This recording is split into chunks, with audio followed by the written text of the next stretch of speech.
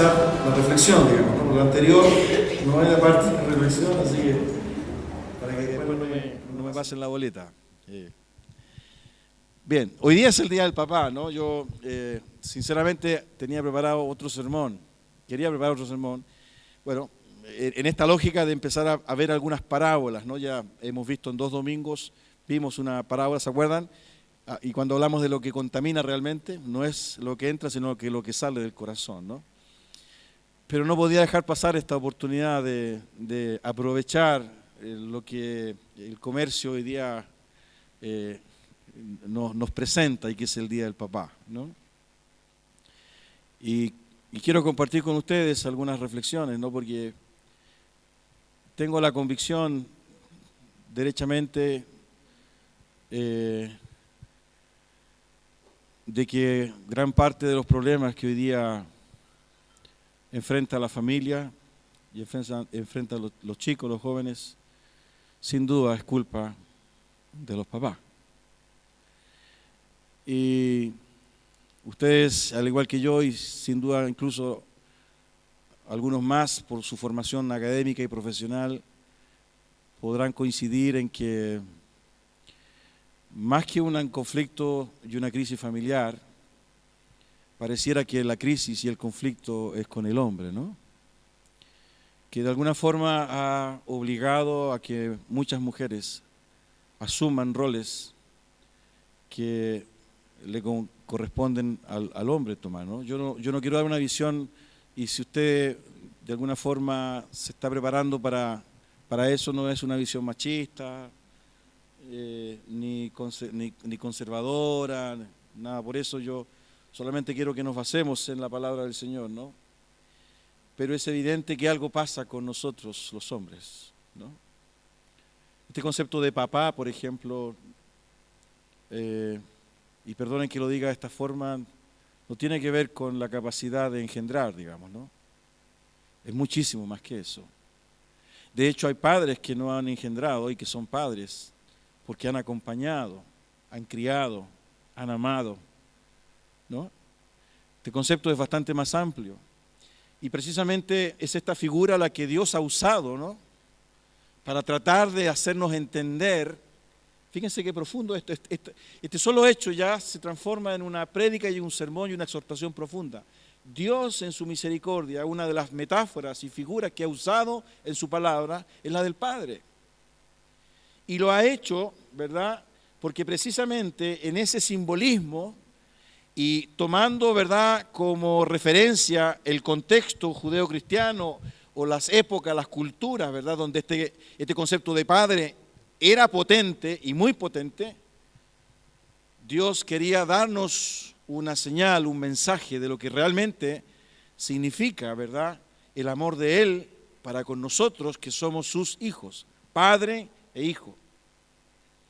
De modo que esa figura que adopta la escritura, la enseñanza de Dios, la revelación de Dios y que es transversal, algo nos quiere decir. Por consiguiente, cuando hablamos de este concepto de paternidad o de padre, no es un concepto meramente cultural, ¿verdad?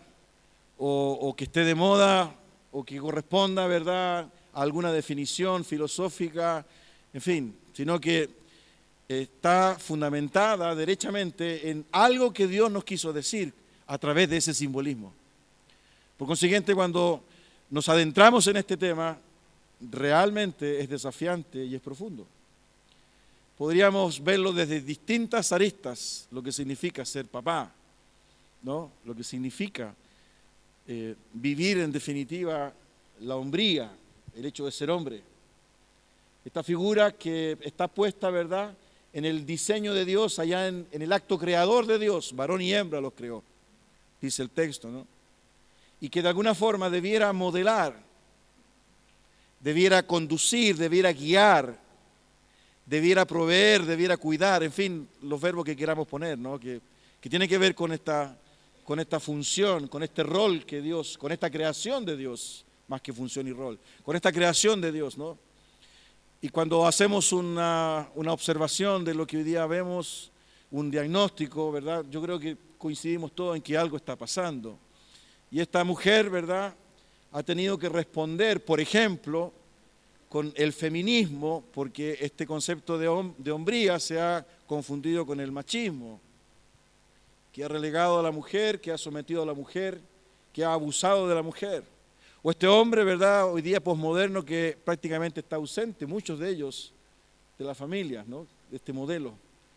Este hombre que trabaja, ¿verdad?, más allá de las 8, 9, 10, 11 horas y que no está presente.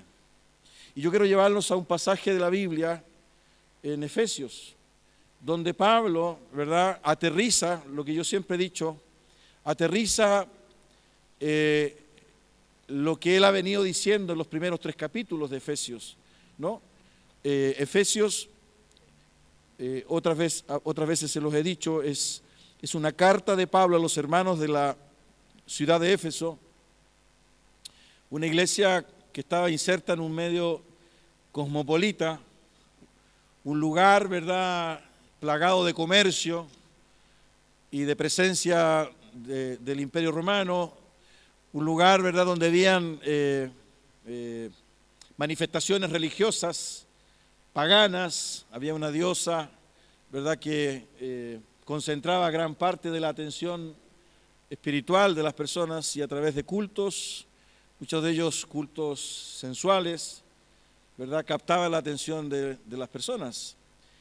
Y Éfeso era una ciudad, una urbe importante, con mucha gente, ¿no? Y la iglesia estaba ubicada en ese contexto. Y Pablo plantea en los primeros 3 capítulos lo que es el Evangelio, ¿no? Aquí, en estos 3 capítulos, Pablo habla de lo que es la nueva creación, ¿no? Habla de la iglesia en un par de ocasiones. Habla de lo que es la salvación, que es por gracia y no por obras. En fin, Pablo habla, ¿verdad?, del rol de Jesucristo y del sacrificio de Jesucristo en la conformación de esta nueva creación. Y él en estos 3 primeros capítulos resume de manera magistral lo que es el Evangelio, lo que en Romanos lo ha hecho de manera extensa, o en Gálatas, ¿verdad?, que más o menos tienen el perfil de esta doctrina paulina, del concepto teológico de Pablo de lo que es la salvación y de lo que es la fe y de lo que es la redención, el plan de Dios para con el hombre y con la mujer. Pero en los últimos 3 capítulos de Efesios, 4, 5 y 6, Pablo, como se lo he dicho en otras oportunidades, él aterriza y perdonen que lo diga de esta forma, aterriza este discurso. Es decir, él lo posiciona y derechamente habla de aspectos prácticos y concretos y que están vinculados, ¿verdad?, a esta visión teológica y espiritual. Y plantea, como alguna vez lo vimos, me parece el año pasado, a comienzos de año, plantea, ¿verdad?, dos desafíos que la iglesia de Éfeso tenía en ese tiempo, en ese contexto, y que son la unidad y la santidad, la unidad y la pureza. Aspectos que son absolutamente relevantes en el día de hoy y están absolutamente vigentes. Y en ese contexto, Pablo, ¿verdad?, se encarga de caracterizar de alguna forma, tipificar las relaciones de los hermanos, las relaciones de los hermanos. Nosotros encontramos, por ejemplo, en esta carta, este famoso versículo que está en el capítulo 5, versículo 18, dice, no os embriaguéis con vino, en lo cual hay disolución, antes bien sed llenos del Espíritu. Plantea, ¿verdad?, el desafío de la llenura del Espíritu Santo. Pero lo plantea en un contexto no místico, sino que básicamente en torno a las relaciones humanas, porque el versículo 19 nos habla, ¿verdad?, que esta llenura del Espíritu Santo está estrechamente vinculada a la manera en que nos hablamos, a la manera en que nos relacionamos, hablando entre vosotros con salmos, con himnos y cánticos espirituales, cantando y alabando al Señor, etcétera, ¿no? Dando siempre gracias al Dios y Padre, es decir, una consecuencia, ¿verdad?, concreta, objetiva de lo que significa la llenura del Espíritu Santo, ¿no? Y que tiene que ver con la amabilidad y que tiene que ver, ¿verdad?, con la manera en que nos tratamos, con la manera que incluso con la gratitud que hay, ¿verdad?, en nosotros. Absolutamente aterrizado. Es como lo que hoy día pasó hace un momento con María Paz. Estábamos en el tercer cielo, emocionados, llorando, y de repente aparece, ¿verdad?, hay necesidad. Necesitamos ayuda. necesitamos ayuda. Entonces es como que interrumpe. ¿Pero será una interrupción? A lo mejor, ¿verdad?, no es la oportunidad de proyectar y continuar en esta adoración y en esta alabanza, pero ya no cantando, sino que sirviendo. ¿Se dan cuenta, no?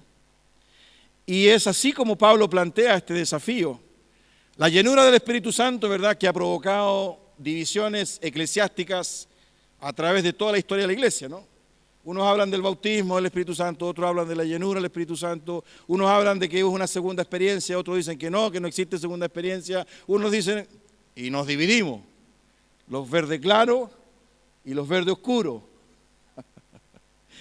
Pero Pablo no entra en esa discusión y Pablo inmediatamente la aterriza. Y en ese contexto aparece un mensaje también para el hombre.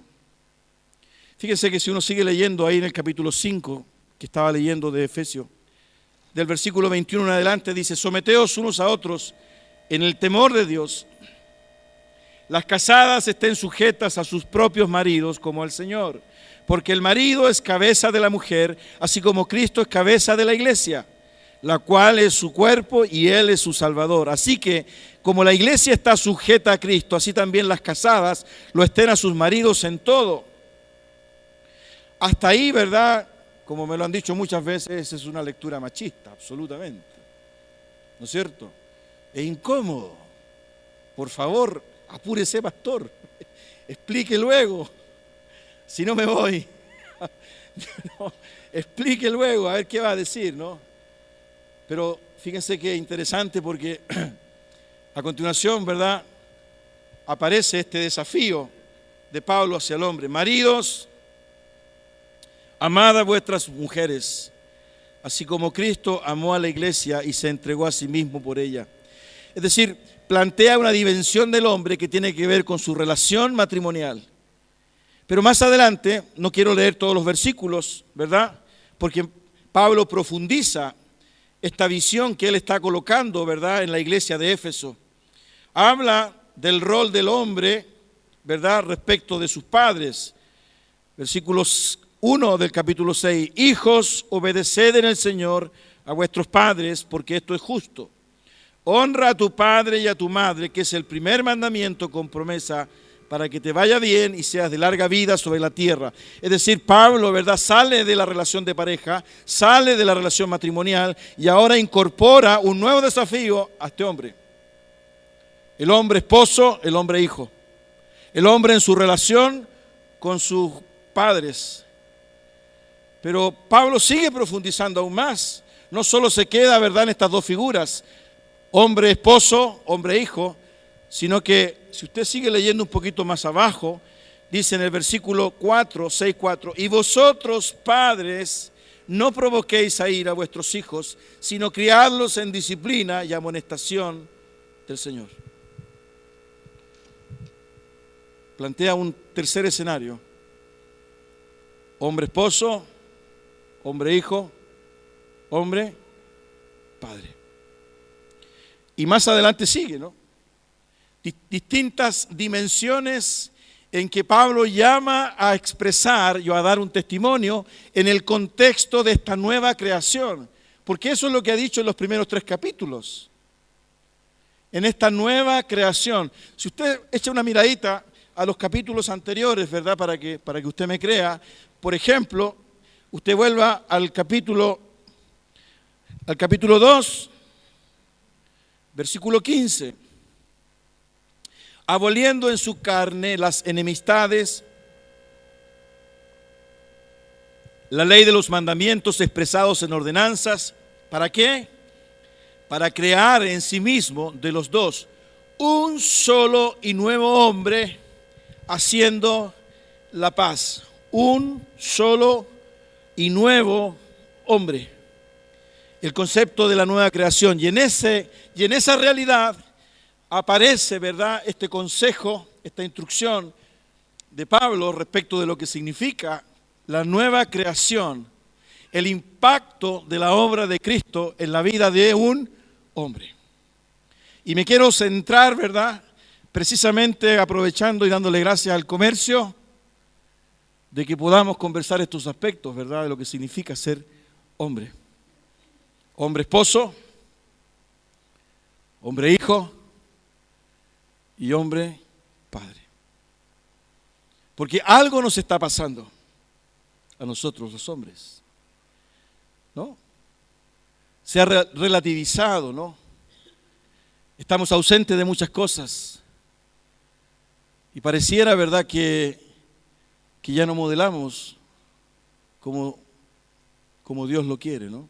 Y cuando nos centramos y nos detenemos un poquito, por ejemplo, en el hombre esposo, fíjense el desafío que Pablo plantea para el hombre esposo, porque de alguna forma Pablo quiere expresar, y lo hace a través de un paralelo con Cristo y la iglesia. Maridos, amad a vuestras mujeres, así como Cristo amó a la iglesia, ¿y qué? Y se entregó a sí mismo por ella. En el fondo, ¿verdad?, si bien Pablo el énfasis lo está poniendo en este misterio que tiene que ver con el evangelio de los gentiles, o que tiene que ver, ¿verdad?, con que Cristo es la cabeza de la iglesia, Pablo no repara, ¿verdad?, y derechamente plantea que la relación entre Cristo y la iglesia es la misma relación que debiera haber entre el esposo y la esposa. Por consiguiente, ¿verdad?, no estamos hablando, ¿verdad?, de una sujeción violenta, abusiva, sino que estamos hablando de una relación que está vinculada esencialmente por el amor. Hasta tal punto, ¿verdad?, que Pablo dice que así como Cristo se entregó por la iglesia, el esposo debe entregarse por su esposa. ¿Y qué significa entregarse? Si uno ve la figura de Cristo, ¿verdad?, uno necesariamente llega a la conclusión de que lo que está hablando Pablo es que el hombre debe morir como Cristo murió por su iglesia. Es decir, este amor abnegado. No es el amor abusivo, no es el amor indiferente, no es el amor ausente, no es el amor, ¿verdad?, complacivo, sino que es el amor que se expresa a través de la entrega, a través de la muerte. La muerte por su esposa. Y este es un concepto hoy día, ¿verdad?, que no lo podemos entender. Es decir, aquí ya estamos entrando en los macabeos, ¿no es cierto? Estamos entrando en los macabeos, entonces... Pero lo que hay, ¿verdad?, en esta palabra y en esta enseñanza de Pablo es precisamente el matrimonio para el hombre, escuche bien, es un llamado a morir y el hombre debe morir por su esposa. Es un llamado a la negación. ¿Y qué significa, verdad?, que debe entregarse por ella? Significa que debe, por ejemplo, morir al egoísmo. Debe asumir, ¿verdad?, el mismo sufrimiento que asumió Jesucristo por su iglesia. Este es un tema absolutamente complicado, ¿no? Porque tiene que ver precisamente con estos derechos que muchas veces queremos tener o creemos tener, ¿verdad?, tanto para el hombre como para la mujer. Pero cuando hablamos de este concepto de entrega, de muerte, ¿verdad?, estamos hablando derechamente de lo mismo que experimentó Cristo en la iglesia. El hombre esposo está llamado a vivir su relación de pareja en esta dimensión. Y cuando hablamos de muerte, estamos hablando de morir al egoísmo. Cuando hablamos de sufrimiento, estamos hablando de ese llamado a compartir las injusticias, fíjense bien, a compartir las injusticias, las crueldades, los malos ratos, ¿verdad?, que muchas veces nos depara nuestra esposa. Porque en esa relación, ¿verdad?, que es tan íntima y tan profunda, muchas veces el hombre también se ve sujeto a las injusticias, a las crueldades, ¿verdad?, o a las incomprensiones de su esposa. Pero el llamado es a sufrir esa realidad, como Cristo sufrió por su iglesia. Morir, sufrir. ¿Qué más hizo Cristo por la iglesia? Intercedió por su iglesia. Es decir, este concepto de amar, ¿verdad?, como Cristo amó, nos plantea el desafío hoy día en el posmodernismo nuestro, en este siglo XXI, una forma de vivir esta hombría en una relación de pareja como Cristo se relacionó y se relaciona con la iglesia. que tiene que ver con la negación, que tiene que ver con el sufrimiento, que tiene que ver con la intercesión. Es decir, no estamos hablando de este hombre que muchas veces es indiferente a su esposa, al anhelo de su esposa, gusto de su esposa, al trabajo de su esposa, ¿no? Este hombre ausente, ¿verdad?, que se refugia en el trabajo y que es llegado a ser denominado, llamado el trabajólico, ¿verdad?, porque no quiere llegar a la casa y recibe informes de lo que pasa en la casa, ¿verdad?, y privilegia muchas veces el jefe, y privilegia muchas veces, ¿verdad?, los amigos, y privilegia muchas veces el deporte, y está ausente. Este hombre que muchas veces abusa de su mujer y su esposa en el maltrato, en la descalificación, ¿no? El hombre, conforme al diseño de Dios, no hace eso. Este maltrato verbal y psicológico que afecta a muchas mujeres, producto, ¿verdad?, de este mal llamado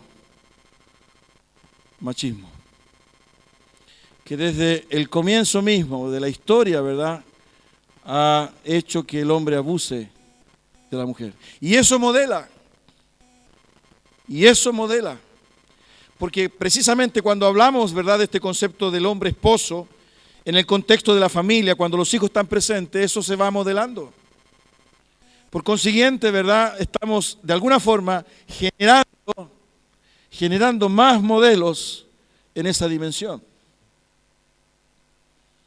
Entonces, se produce una distorsión y se incrementa, ¿verdad?, el individualismo y todo lo que ello significa.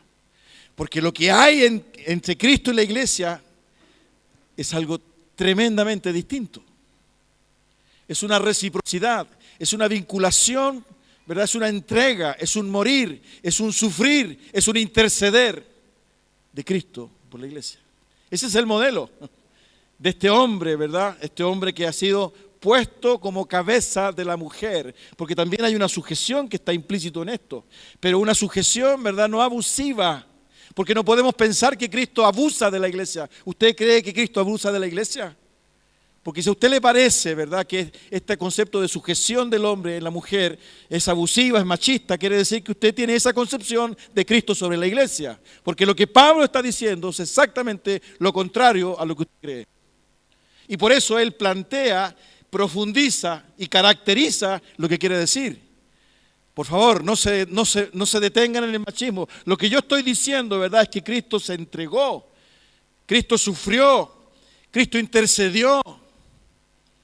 Incluso más adelante dice, Cristo santificó la iglesia.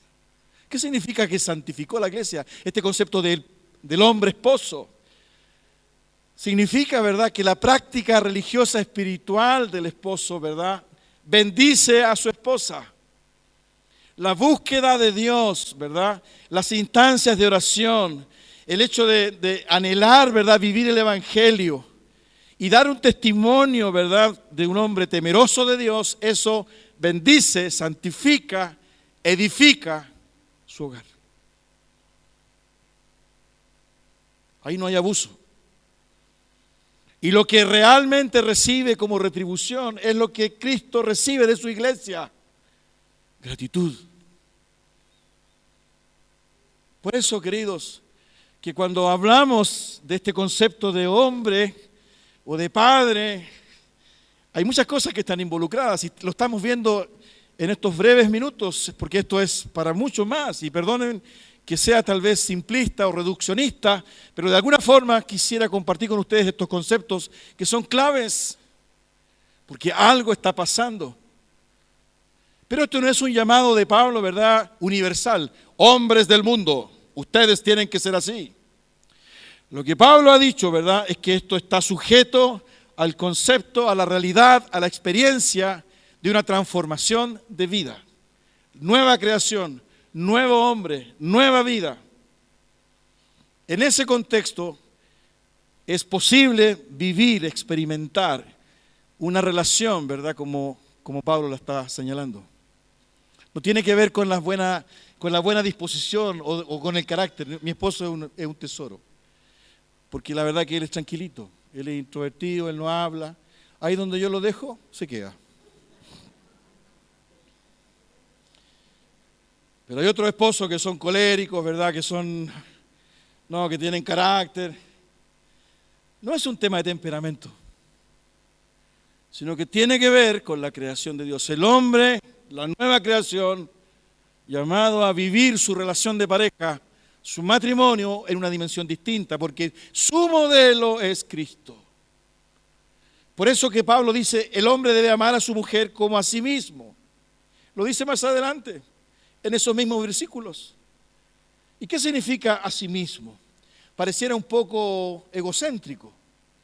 Pero lo que está diciendo Pablo, ¿verdad?, es que así como nos tratamos, ¿verdad?, con la importancia y el interés que nos damos cuando creemos que realmente merecemos o tenemos derecho a algunas cosas, eso es exactamente lo mismo que debiera volcarse a mi esposa. Exactamente lo mismo que debiera volcarse a mi esposa. El hombre esposo. El hombre llamado a edificar y santificar a su esposo, a su esposa. El hombre presente, no el macabeo, el hombre presente que santifica a su esposa. Pero sigamos más adelante. A continuación, Pablo nos presenta, ¿verdad?, este otro escenario del hombre, el hombre hijo. Fíjense que tremendo, porque realmente Dios le dio una revelación y una inspiración a Pablo, porque él, a partir, ¿verdad?, de la reflexión que él hace de lo que es la salvación y de lo que es la salvación de Dios y lo que significa la gracia de Dios, él nos empieza a hablar, ¿verdad?, de cómo debieran ser nuestras relaciones de familia. Y aquí plantea, ¿verdad?, el desafío como hombres, ¿verdad?, de ser hijos que honren a sus padres. Me van a decir, bueno, eso es para la mujer. Sí, también es para la mujer. Pero yo quiero que de alguna forma me acompañen en este hilo conductor, porque cuando él dice, padres, no provoquéis a ira a vuestros hijos, ese concepto de padres no es genérico. Si usted lo revisa en el griego, está en masculino. Ese concepto, padres, no provoquéis a ira a vuestros hijos, está dado al hombre. Guillermo, no provoques a ira a tus hijos. Juan Carlos, no provoques a ira a tus hijos. Pedro, no provoques a ira a tus hijos. Por consiguiente, ¿verdad?, si seguimos un poco este hilo conductor, está hablando derechamente al hombre. Porque partió hablando al hombre en el concepto del matrimonio. Maridos, amad a vuestras mujeres. Padres, no provoquéis a ira a vuestros hijos. Honra a tu padre y a tu madre. Desafíos. Y en nuestra relación, ¿verdad?, con nuestros padres como hombres, estamos llamados a honrar también a nuestros viejos. Porque lo que somos, ¿verdad?, es producto precisamente de lo que ellos han hecho, lo bueno y lo malo. Y en el plan y en el diseño de Dios, Él ha querido que nuestra existencia se concrete, que podamos disfrutar de esta vida a través de nuestros padres. Ese es su diseño. Y ahí hay una relación y un vínculo profundo, ¿verdad?, en esta metáfora de ser padre e hijo. Incluso es un mandamiento, es una instrucción que tiene promesa y que está inserto, ¿verdad?, desde el comienzo de la revelación de Dios. En otras palabras, ¿verdad?, es una condición que Dios le coloca también al hombre para ser obedecida. Para ser obedecida. No sé cómo habrá sido tu padre, no sé si estuvo presente o ausente, no sé si fue abusivo o no fue abusivo, no sé si fue injusto o justo. Ninguna de esas consideraciones, ¿verdad?, aparece en la revelación de Dios. El llamado es a honrar.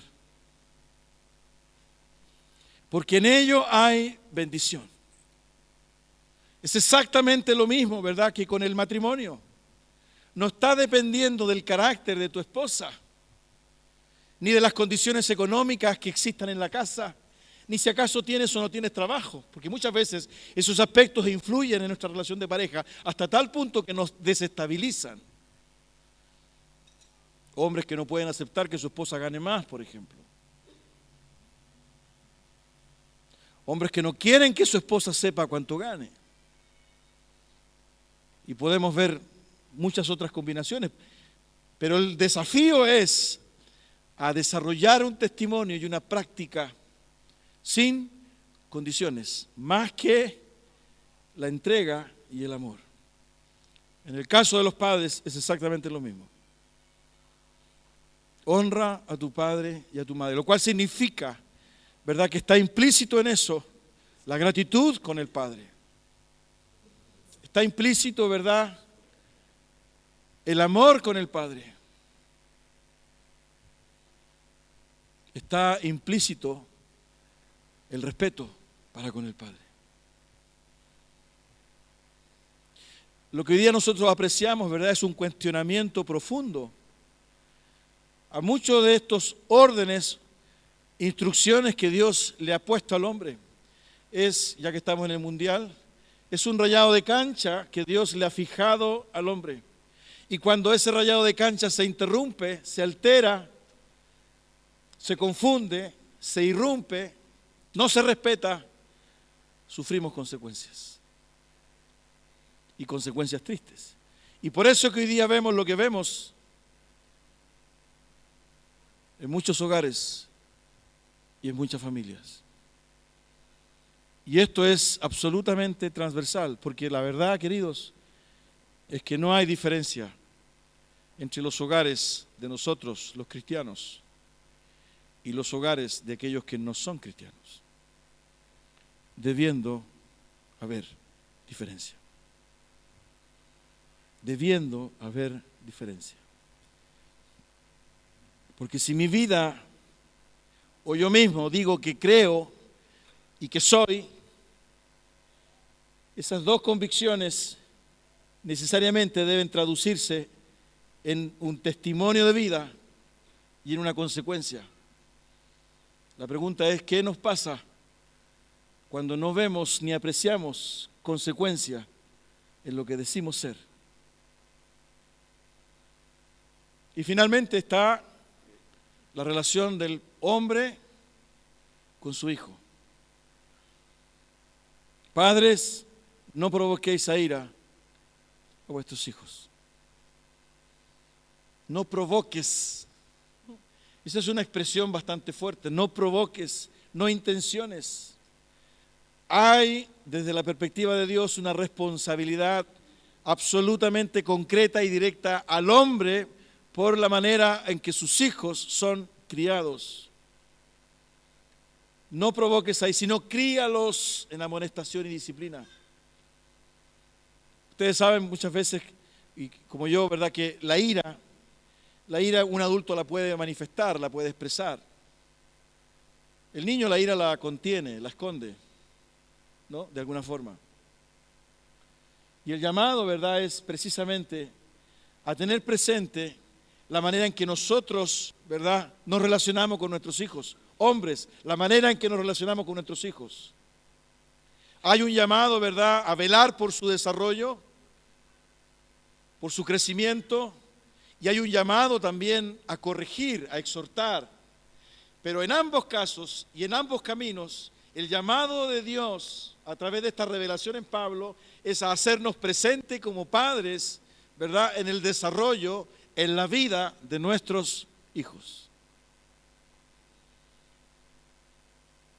Y lo triste es que nuestros hijos más bien hacen caso de lo que ven y no de lo que oyen. Nuestros hijos hacen caso de lo que ven más de lo que oyen. 3 roles, 3 escenarios, 3 dimensiones en que hemos sido llamados por Dios a desarrollar una labor absolutamente protagónica, dinámica, comprometida con la esposa, con la pareja, con los padres, ¿verdad?, en términos de gratitud, y de honra, y también con nuestros hijos. Con nuestros hijos. Tal vez hay hombres que no se van a casar porque ellos toman una decisión de soltería, pero todos tienen padres, ¿verdad? Y de alguna forma estos tres escenarios nos comprometen absolutamente. Por eso, queridos, yo doy gracias al comercio porque nos permite compartir y conversar sobre estos temas, ¿no? A Dios le importa, queridos hombres, cómo estamos construyendo la familia. A Dios le interesa absolutamente cómo estamos articulando nuestro hogar y nuestra familia y nuestras relaciones. Ustedes conocen el Salmo 127. En el versículo 1 dice: si el Señor no construye la casa, en vano trabajan los que la edifican. Si el Señor no cuida la ciudad, en vano vela la guardia. Hay un anhelo y un deseo de Dios absolutamente de estar presente y protagónico en la construcción y en el cuidado de lo que es tu proyecto. Y si Dios te ha dado la posibilidad de tener familia, de generar lazos, todos tenemos padres, es en esa relación donde estamos llamados, ¿verdad? Así como en otros lugares, estamos llamados a mostrar realmente este concepto de nueva creación. De nueva creación. Si usted se fija, ¿verdad?, en esta visión de lo que es el mundo, nosotros podemos constatar que el llamado de Dios es a dar permanentemente testimonios, y muchos de ellos pequeños testimonios o muchísimos testimonios, ¿verdad?, en cada etapa de nuestra vida con aquellos que Dios ha puesto a nuestro alrededor. Estas grandes empresas, como la de Moisés, ¿verdad?, de salvar a todo un pueblo, de cruzar el desierto, o esta grande empresa de Josué, ¿verdad?, conquistar la tierra, la verdad que nos sirve para entender el obrar de Dios. Pero nosotros estamos llamados, ¿verdad?, a vivir esa experiencia en el metro cuadrado en el cual Dios nos ha puesto, y con las relaciones interpersonales que Dios ha puesto a nuestro lado, y con las relaciones de familia que Dios ha puesto a nuestro lado. Y si Dios colocó hijos a nuestro lado, y si Dios colocó padres a nuestro lado, y si Dios colocó esposa a nuestro lado, estamos llamados a ser los Moiséses o los Josuéses, anónimos, pero que honran y sirven al Señor, porque son hombres de fe y son hombres obedientes, que le siguen, que le aman, que le conocen y que le adoran. No es fácil, porque tiene que haber una transformación en el corazón. Yo quiero que escuchen una canción que tal vez ustedes la conocen, pero tiene que ver básicamente con el desafío de ser padre. Cómo poder edificar o criar a nuestros hijos. Y miren lo que dice Dani Berríos en esta canción.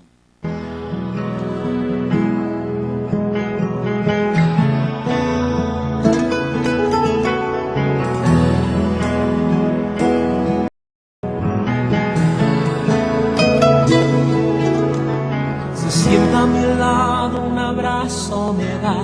Él me dice papi, le contesto que es. Con su almohadita se recuesta a mí y me dice papi, yo quiero ser como tú.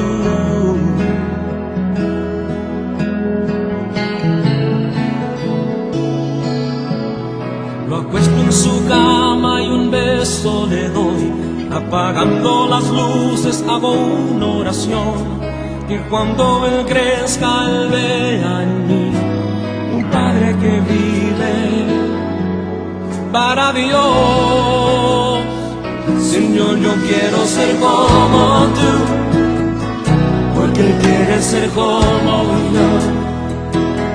Yo quiero ser un buen ejemplo que sus ojitos puedan ver.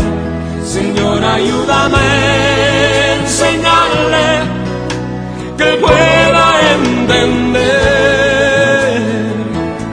Yo quiero ser como tú, porque Él quiere ser como yo.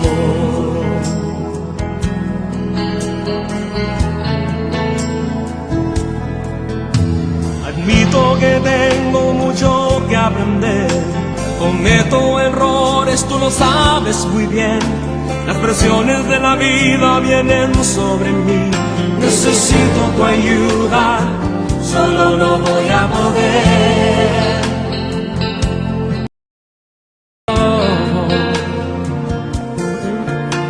Me quiero esforzar y aprender más de ti, ser paciente y tierno, lleno de amor.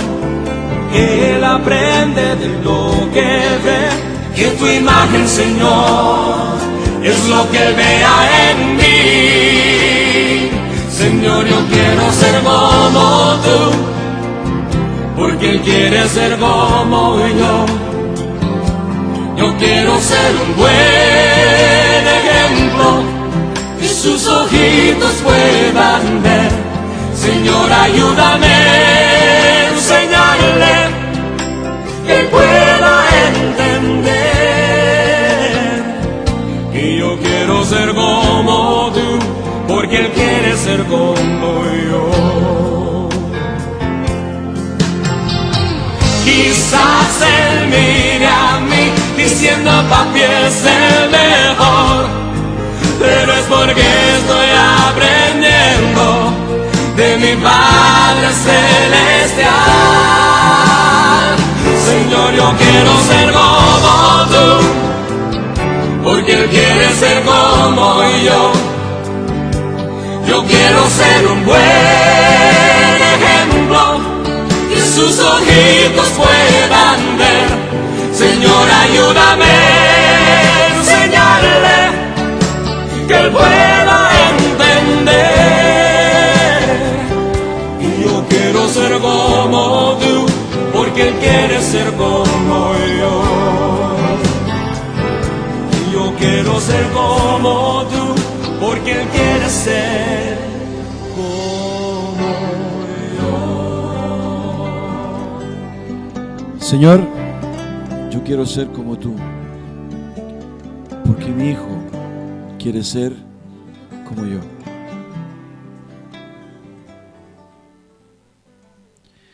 Esa frase tal vez habría ahorrado toda esta predicación, al menos en la dimensión de los hijos. Es el mensaje de Pablo. Cuando llega la nueva vida, cuando Cristo es una realidad en nosotros, la realidad de la nueva creación impacta y bendice a nuestra familia, a nuestra esposa, a nuestros padres, a nuestros hijos. Queridos hombres, es el diseño de Dios para vivir esta hombría, entre otras cosas más. Hombría es mucho más que eso también. Pero algo estamos haciendo mal. Por eso que esta canción es inspiradora. No lo sé hacer. Cometo errores y tú lo sabes muy bien, decía la canción. Pero si logramos realmente vivir la experiencia profunda, sincera con Cristo,